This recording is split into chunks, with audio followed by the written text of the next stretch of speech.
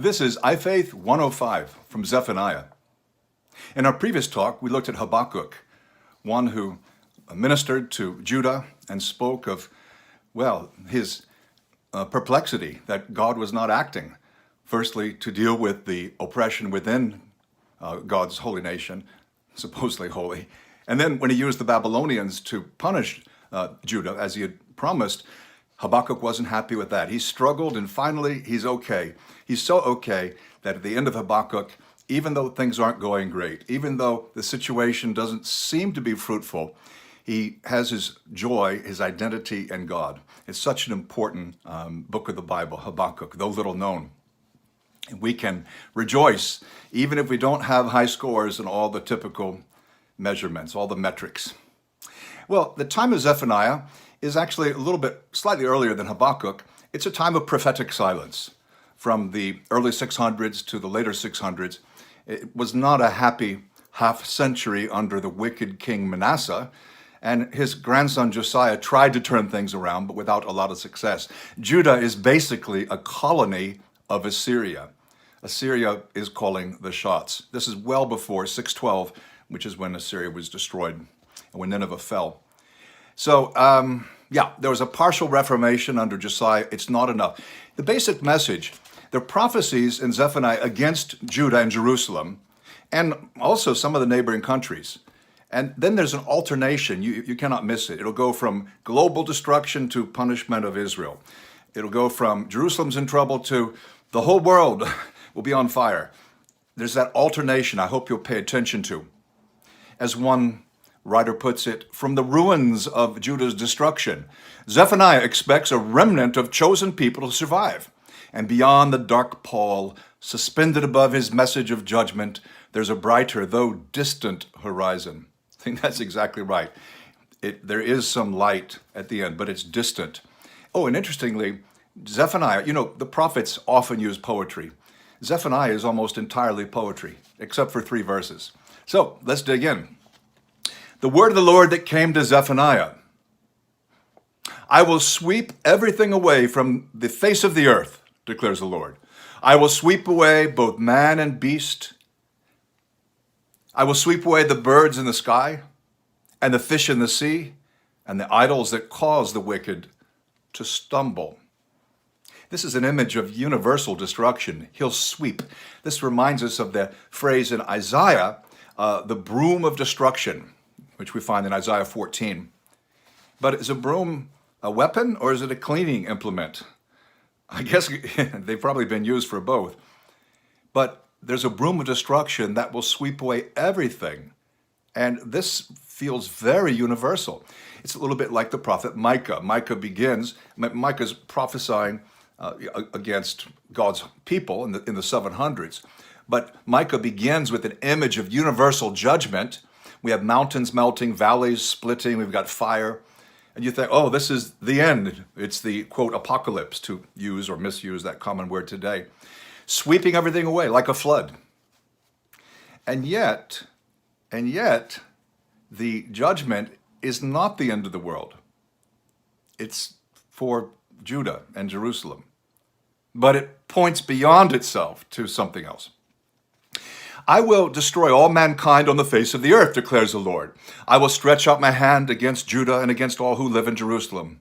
I will destroy every remnant of Baal worship in this place, the very names of the idolatrous priests. Those who bow down on the roofs to worship the starry host, those who bow down and swear by the Lord and who also swear by Molech, those who turn back from following the Lord and neither seek the Lord nor inquire of him. So we've got all mankind being removed from the earth. And then he focuses on Jerusalem, which is a fairly small city in a very small country, part of the world. I mean, it's really small, but the things that happen there are really big. So it is really something, isn't it? I love the way he says after that, be silent before the sovereign Lord, for the day of the Lord is near. So we had that alternation, which I mentioned, from Jerusalem, and he'll particularly target the officials, the royal family, those who should be targeted, the religious establishment, and then the rest of the world. It's kind of like Matthew 24. If you've ever been confused reading Matthew 24, it seems like he's talking about Israel, Jerusalem, the temple, and then, wait a minute, is he talking about the whole world? Well, God judges Jerusalem, and in a way, that's a picture of what will happen in the future. It's not like a photograph or anything, but Matthew 24 is focused on Jerusalem, but as the chapter goes on, and by the time you get to chapter 25, we seem to be talking about the end of the world. So that kind of alternation, it's not either or, it is both and. And you will have noticed idolatry, worshiping the weather god, the fertility god Baal or Baal.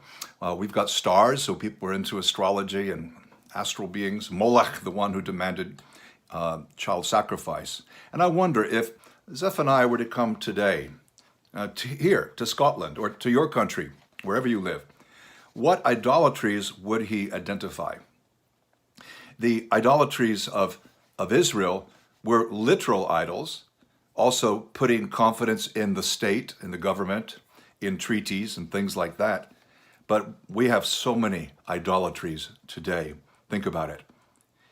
We also saw the phrase, the day of the Lord is near. Now, I mean, this guy's writing way over 2,000 years ago, almost 2650. The day of the Lord is near. What happened? I think a biblical response might be that the day of the Lord is always near. That may be helpful. That phrase, the day of the Lord, is something we find first in Amos. It emphasizes judgment, like the judgment day. And then we see it in Isaiah. Isaiah stresses the nearness of it. It's at any time. So you have kind of, is it going to be soon? Is it going to be far away? Both seem to be the case. And then in the next shift, back to judgment, because this is really a message on judgment. That's why Christians need this.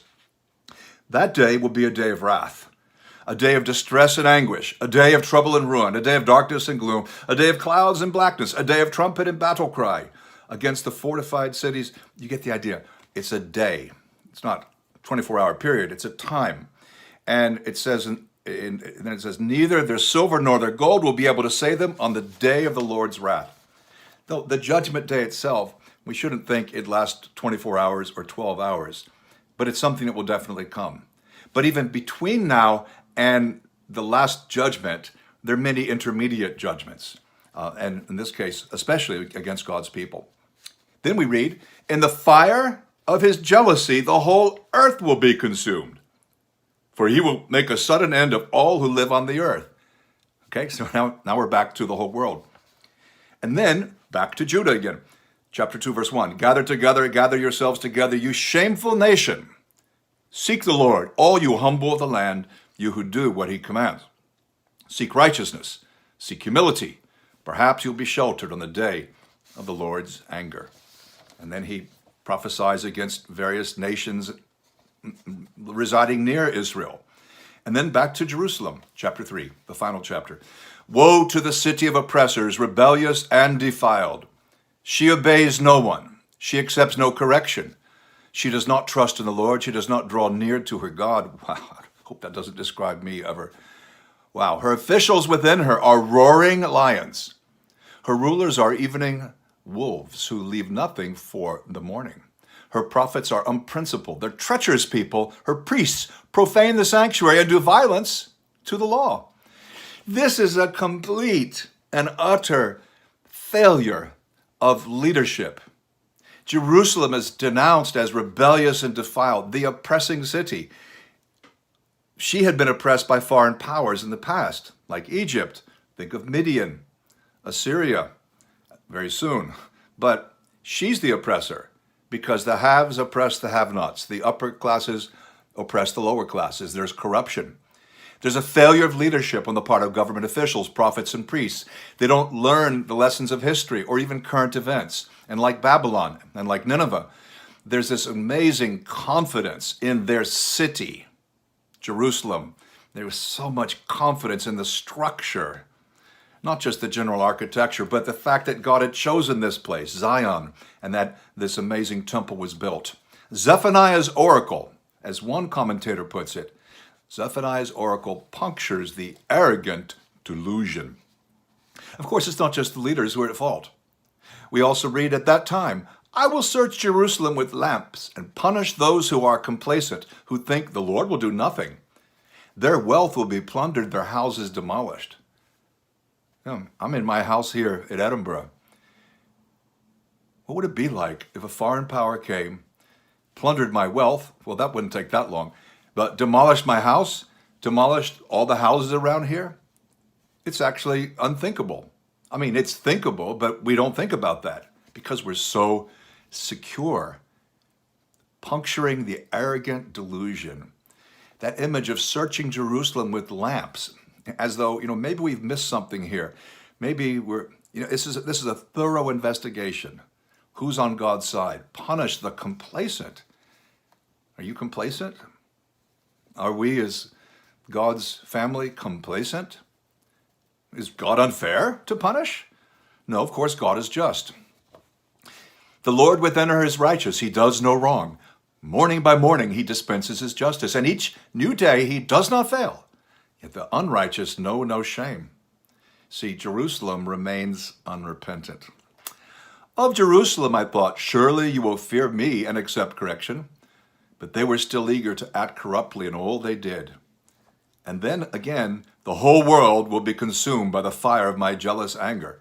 So you can see judgment is fair. And it's not that, we're God's people. We think we're so great and it's us and them and the whole world. No, God is tougher even on his own people. He's not going to do anything to the world he doesn't do to his own people. He's just and loving, and he gives so many chances.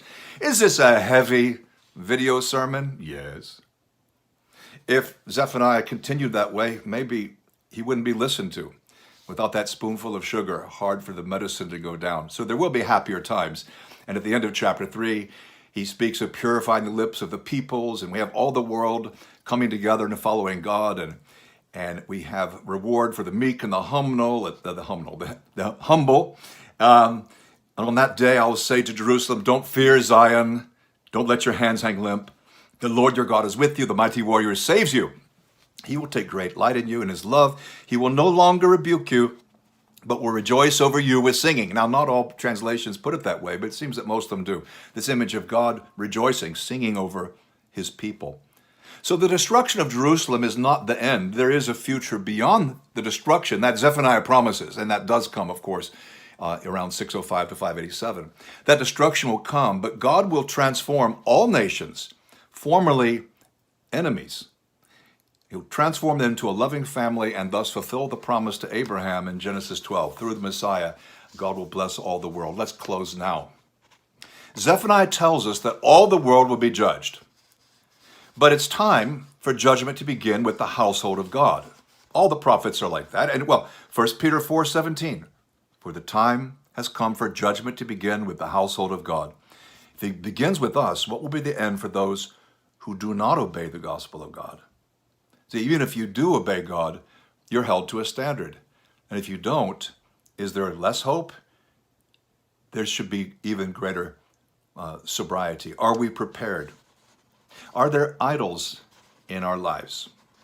Things that get our attention, our time, our money, our interest, that even come before God. Are we complacent? The Lord was searching the city with lamps. And he finds the complacent. He knows our hearts. With his broom of destruction, there's nothing he misses. Are we failing to depend on the Lord, instead putting our trust in something else? I love the way this guy put it. It's easier to think of his words addressing the corruption of the ancient world than to let them disturb the unruffled waters of our modern world. But fail to grasp the urgency of the prophet's message, we will, if we do not let it penetrate the complacency of our own century. So, this is a sobering message. It's a message of judgment. It's not complicated. The Bible teaches there will be a judgment day. It will come. It's near. Be prepared. And judgment begins with the household of God. Be silent before the sovereign Lord, for the day of the Lord is near. The next iFaith message will be on Obadiah. I'll be recording it in Israel very soon, and it's called Getting Even. God bless.